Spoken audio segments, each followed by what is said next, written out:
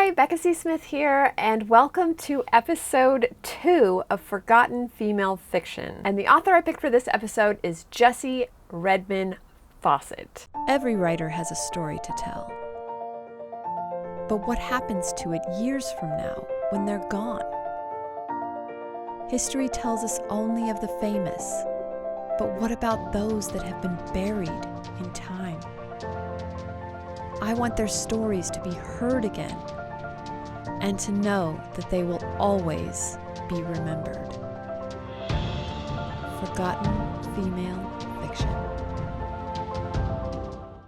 And wow, talk about somebody that was under-recognized. Let's just go over some basic facts. She was born on April 27th, 1882 in Camden County, New Jersey. She went to public high school in Philadelphia, and she was the only black student in the entire high school. And then she went on to Cornell University, again being one of the only black students there. She earned her bachelor's degree in 1905. And again was one of the first black women to do that. She earned her master's in 1919 from the University of Philadelphia, and she also studied at the Sorbonne in Paris. So the thing that kind of started it all was she became a literary editor for the magazine The Crisis. She did that actually a long time, from 1912 to 1926. The Crisis is the official magazine for the NAACP, and it was founded in 1910, and it's still around today. This magazine was a huge part of the Harlem Renaissance. It was an artistic movement in Harlem, New York in the 1920s, and that was mainly due to the credit of Jessie Fauset being editor. Before that, the magazine mainly focused on politics and finance and things like that, but it was Jessie Fauset who brought in poetry and essays and short stories. She really was a key factor in shaping and bringing to the public the Harlem Renaissance. Not just her voice, but all of these other voices that didn't have the opportunity to be heard because of the color of their skin. By being editor and bringing in all of these creative stories and essays and poetry, she really gave these writers a voice and a platform to express their artistry. And you know, since this is Forgotten Female Fiction, she doesn't get the credit she deserves. And I really wanted to know everything I could about her. I saw that there was a biography written on her titled Jessie Redmon Fauset, Black American Writer, and it was by Caroline Wedden Sylvander. So I checked on Amazon. It was out of print. It steered me to A Books to see if I could find it there. Nope. Which then led me to the Los Angeles Public Library and another big fat nope. So I gathered as much information as I could from the internet. So I did find some interesting tidbits in some New Yorker articles that really piqued my interest. So I guess there was a dinner that was supposed to be set up in Fauset's honor in March of 1924 at the Civic Club. The idea to have this dinner was Charles Spurgeon Johnson's. He was the editor of the journal The Opportunity that was published by the National Urban League. And this dinner was supposed to honor Fauset for her debut novel, There Is Confusion. So when Johnson was telling Elaine Locke about it, quick history, Locke is huge. He's considered the dean of the Harlem Renaissance. Even Martin Luther King Jr. references him along with W.E.B. Du Bois. He was the founder of the NAACP, also another editor of The Crisis. By the way, W.E.B. Du Bois was a huge advocate of Fauset's. We really like him. In fact, one of the things that I found was this entire gold mine of letters that W.E.B. Du Bois wrote to numerous amounts of people. One of them was a glowing recommendation for Fauset for a scholarship, and he was the one who hired her to be an editor of The Crisis. Okay. I've set the stage. When Locke was asked to be the master of ceremonies for this dinner honoring Fauset, he suggested that instead of just celebrating Fauset, we should celebrate other black writers, which there's nothing wrong with, but it's just, she had done so much already and fostered all these amazing writers, and as the editor gave them a voice in The Crisis, and then now she was coming out with her debut novel, and instead of just giving her a dinner just a celebration of her and only her. Locke pretty much put his foot down and was all like, well, let's just make it a big dinner for everybody. So no one argued, of course. And that's what the dinner became. And of course, as you can imagine, the dinner was successful and Locke introduced Fauset somewhere in the middle, but she got lost in the shuffle. And no one really knew the dinner was for her. Years later, she ended up sending a letter to Locke telling him exactly how she felt about that. Quote from that letter is that he had managed to keep speech and comment away from the person whom the occasion was meant. So she personally felt like he did it on purpose. Do we have proof of this? No. Is it just one of those things that happens to women? Yes. But we can understand her anger and frustration at what happened. That something was supposed to be so celebratory and exciting and wonderful, and she just ended up getting sort of brushed under the carpet, and no one really acknowledged what the dinner was about. It was supposed to be about her. I mean, this must have been so frustrating. And this was just one of a series of snubs that Fauset had pretty much got her whole life. And unfortunately, Locke tended to be behind a lot of them. I don't know if there was some personal beef there. I have no idea. But going through these letters from W.E.B. Du Bois, he had to fight for her. There was a letter that I found where Locke, he wrote the book, The New Negro, which was an anthology of all the fiction and essays and poetry of the Harlem Renaissance. And considering how much Fauset contributed to all that, working as an editor the entire time for the crisis, and her own personal works that she had published, it would be a big duh that she should be a part of this book. In this book. Her work should be in this book. But when you read this letter from W.E.B. Du Bois to Locke, it sounds a lot like he wasn't gonna put her in. He basically put his foot down in this letter. To break the letter down, W.E.B. Du Bois said that if you don't put her in, you don't put me in. You have to put him in this book. Just like you have to put Fauset in this book. And that was his point. So his letter was very clear. If you don't put her in, you don't put me in. And it is really good to have a cheerleader like that, because a lot of women, black or white or any color or any race, don't have that. Didn't have that.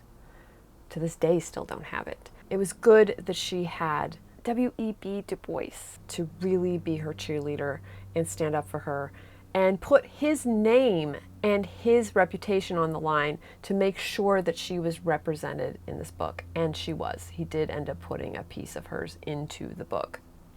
Thank goodness, because that's where she deserves to be.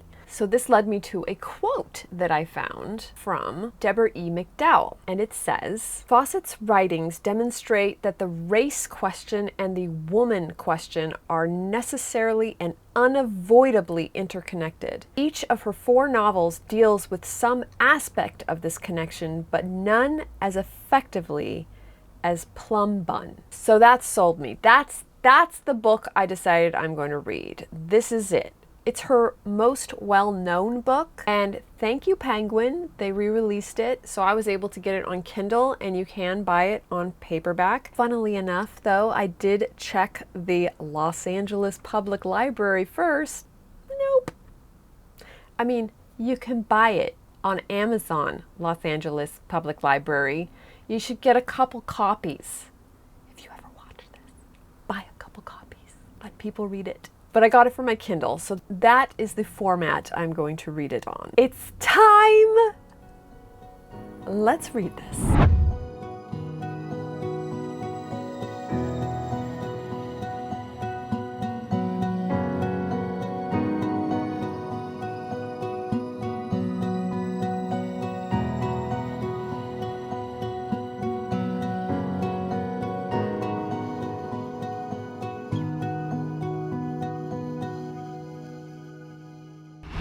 Plum Bun was so good. Oh my God.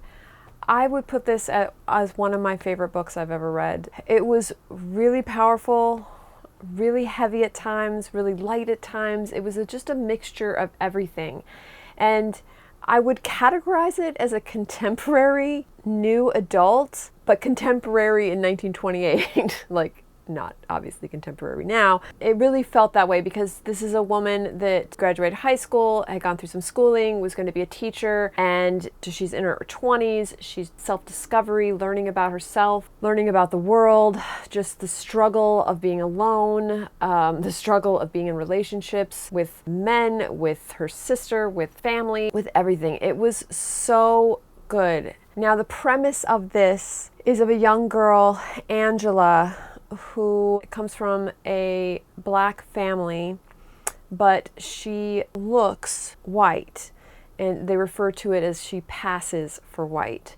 And her mother also passes for white, but her father and her sister Virginia are darker skinned. So the way they kind of set up Angela's childhood is her and her mother every Saturday would go and they would pass. So that means that they would go out and they'd go to tea and they'd go to restaurants and they would go to shopping and things like that, where back then it was segregated. And so she's sort of raised with this idea that passing as white is a better life. Her mother is very innocent. Oh, she just does it for fun and whatever. But one of the things that set up the rest of the book is that one day when her and her mother are out shopping and passing, her sister and father walk by them in the street, and her mother ignores them.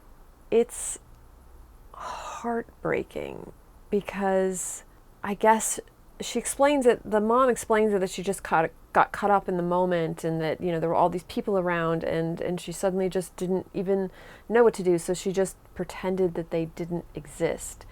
And Angela sees this and isn't really sure how to process it back then, except that she's a little bit confused. Like, why would we ignore Virginia and Dad? But these are the things that are building in Angela's head that will lead to why eventually she takes off on her own. And there's a line in it where she's realizing that it is just about color. And she says, "This was a curious business, this color.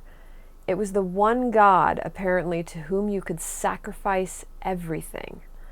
On account of it, her mother had neglected to greet her own husband on the street." So Fauset is already setting up this idea of almost sacrificing everything to pass. Then it comes to another Saturday where she's out with her mother and they are going to tea and shopping and whatever, and her mother passes out, and so she is taken to the hospital. She is taken to a white hospital. It comes time to be picked up. She's okay.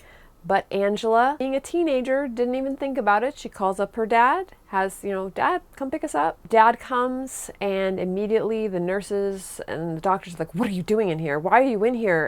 And flip out because he's in there. And because of his life experience, he immediately tells them that he's their chauffeur. And Angela doesn't even know how to respond. The nurses tell him he has to wait outside. Now, he has a cold, and this is where it's like I'm bawling. Like, I'm literally bawling like a baby when I'm reading this, because he gets pneumonia and he dies. Essentially by having to wait outside for them, for his wife. He ends up getting pneumonia and dying. And then the mom, to top it all off, because she loves her husband more than anything in this entire world, she ends up dying of a broken heart. She can't live without him. She can't live with knowing, in her words, that he's in heaven waiting for her. She needs to be with him. So I am a toast at this point. I am like bawling. I'm like, I don't know if I can read this anymore. If the whole book's like this, I don't know if I can do this. Like, it is just like taking all of my emotions and just squeezing them. Fauset is so good with her writing that the pain is real. But after that, that is what the catalyst that leads her to say, I'm out. They live in Philadelphia. She's just like, I'm sorry, Virginia, but I am going to go, I am going to pretend to be white, and I'm going to New York, and I can't live like this anymore. I just, And Virginia has no choice. She's darker skinned. She can't choose to be white if she wants to. And so there's a lot of disappointment there, and betrayal, and all these feelings. But since Virginia is pretty much the nicest human being on the planet, she's like, okay, whatever you need to do, I'll come visit you. And Angela, at this point in the book, is a little bit to the point where she's just, this is the only way she can think of to cope. She wants to be an artist. She wants to do all these things. And the life that she has to lead now is the only thing that she can do is teach. She can't get any other jobs because they don't hire Black people to do those jobs. So she's just like, if I want to do anything that I want to do in life, I need to pretend to be white. So she goes up to New York, and that's what she does. She starts taking an art class, and she becomes really involved, and she meets all these wonderful people. Although the whole time, Fauset is really good at keeping you at this place where you're afraid, because you don't know these people. You don't know if they would just turn on her like all the other people that have turned on her, because they think she's white. So you're just like, okay, are they really your friends? I don't trust any of them, even though a lot of them seem to be open and with the times and cool, but you just don't know what's underneath people. It's interesting. You're kind of always on the edge of your seat in this book. Even though it's like a relationship book and all these things, there is just this heaviness and almost terror, which I think that's what Fauset wanted to show, that it's living in a constant state of fear, whether she's passing or whether, like Virginia, just has to lead her life as a Black woman in the 1920s. Martha and Paulette are her two closest friends, and Paulette I love. She belongs in today's age. Here, I have a quote from her. She's great. She pretty much does whatever she wants. And she says, "There's a great deal of man about me. I've learned that a woman is a fool who lets her femininity stand in the way of what she wants. I've made a philosophy of it. I see what I want, I use my wiles as a woman to get it, and I employ the qualities of men, tenacity and ruthlessness, to keep it. And when I'm through with it, I throw it away just as they do. Consequently, I have no regrets and no encumbrances." So she's like, I'm just going to do what they do. If they want something, they take it, and that's it. And if I don't want it anymore, I throw it away. So the love interests are two guys. One is Roger. He's just the worst. He's super rich. He's of the elite class or whatever. And he is a racist D-bag. He is the worst. He is literally the worst human being imaginable. But because he thinks she's white and he's totally in love with her and he totally admires her and he totally wants her, she kind of gets into this crazy bubble where she thinks that he'll marry her and that maybe she can change him. Maybe she can make him see that he's not racist because he does this really horrible thing. This is how she figures out that he's racist, is they go out to dinner one night and they're at this really nice restaurant and this Black couple comes in with their father and they just want to celebrate. They look happy and the waiter kind of doesn't know what to do. And Roger gets up and basically says, "If you allow them to sit in this restaurant, I will sue." It's just so vile. So vile. Angela, rightfully so, does dump him after this. He doesn't know why. "I don't know what I did. Did I offend you?" And then suddenly he thinks that she's even more racist than him. "Oh wow, I didn't realize how much they offended you, that you were him." And she says to him, "I didn't realize what a horrible human being you are." And he's just like, "What? Like, I don't get it." Like, he does not get it. He does not understand why she thinks he's horrible. So in the meantime, she actually gets to know Anthony. Now, Anthony is a very sweet, kind artist, poor, but Angela is not looking for that right now. She is in this weird mind frame that she doesn't want to live that way. So this is where she ends up taking Roger back. So she ends up saying no to Anthony and yes to Roger because she really thinks at this point she can change him. So this is where she's learning about how the whims of everything are focused on a man. And this was the quote that she says. "She knew that men had a better time of it than women, Black men than Black women, white men than white women. Not that she envied them, only it would be fun, great fun, to capture power and protection in addition to the freedom and independence which she had so long coveted and which now lay in her hand. And so that's how she sees Roger. She sees him as protection, that she wouldn't have to worry about money, she wouldn't have to worry about bills. If she just was his wife, then everything would be great. And the terror of the reader of like, oh my God, if Roger ever found out, I don't even know, because he's the most despicable human on the planet in this book, and I don't know what he would do. And I just am terrified that they're going to have this happen. But he tells her that he has an important question he needs to ask. And this is at the same time her sister Virginia is coming up to visit. So she freaks out because she's just like, he's going to propose to me and I can't have my sister ruining that. So she tells her sister to come a day early so that the next day she could just have with Roger so he can propose, and then she can tell her sister and blah, blah, blah. Roger's out of town at this point. So she goes to the train station to pick up her sister, and lo and behold, who pops out of a train but Roger. He's like, oh my God, did you come to meet me? And she's, no, I don't know, freaking out because she knows her sister's coming, and then she'd know the ruse would be up and he'd see her sister, and at this point I want to push Roger into a train. I'm so over Roger and I just want him dead. Is that wrong? I don't care. Her sister comes up and she pretends not to know her. She pretends to be disgusted with her. Roger, of course, then takes it upon himself to rescue Angela from this person that has dared to approach her, and says some pretty awful things. And the sister, Virginia, is devastated. Okay, this is where, okay, I told myself I wasn't getting emotional again, but this is where I was crying again, because all I can think of is they literally, like, Fauset literally created the most beautiful, kindest soul of Virginia. And to have Angela cut her off like that and just ignore her to the point of cruelty was so hard to read. And I'll be honest, I almost stopped because I was just like, I don't think I can be okay with Angela.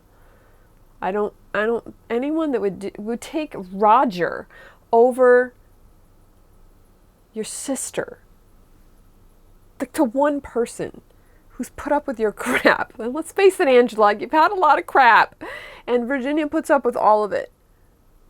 And she's like literally the nicest, kindest soul. It was really hard, but I figured, you know what? This is the book. We're going to go through. This is something she needs to go through. Hopefully at some point she will, Roger, and it'll just be done, which, thank goodness, that's what happens. Roger at some point thinks that she's trying to still influence him to marry him. I'm not trying to marry you, dude. But he doesn't believe it, and he's like, you're after my money and whatever, and so he just dumps her. I really wanted her to dump him. It kind of happened that way. It was like mutual. Fauset did put in a scene where he completely regrets it and comes back and is all like, I didn't realize, because she totally ignores him after that, and he thought that she would come begging and be like, no, why did you leave me, blah, blah, blah. She's like, all right, you're a jerk. She starts to now realize, look what you made me do with my sister.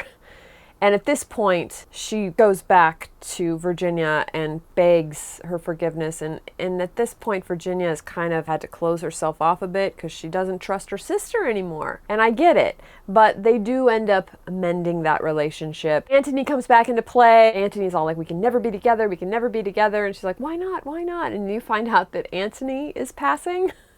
So he's been passing this whole time. And so she wants to tell him, but then and he pushes her away. So you're thinking, oh, she's going to tell him the next day. And then you find out that he's engaged. And this is where it all becomes like she can't be with him and they can't be with her and this and that. And then that's all the relationships, twists and turns that makes this book so good. Just so you know, I'm not going to tell you how it ends, but it does end amazing. So it is happy, it is wonderful, lessons are learned, Angela will never go back to the way she was. I was not expecting this to be such a roller coaster.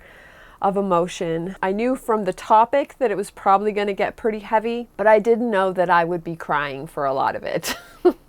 But it's so worth it. I would read this book again and again. I guarantee you I would find something new in this book every time. It makes me want to read everything that Fauset has ever written, and if I can find it, I will. I hope you guys enjoyed the journey of learning more about Jessie Redmon Fauset as I did, and I'm just so excited that I'm doing this. Thank you so much for watching, and I will see you in episode 3.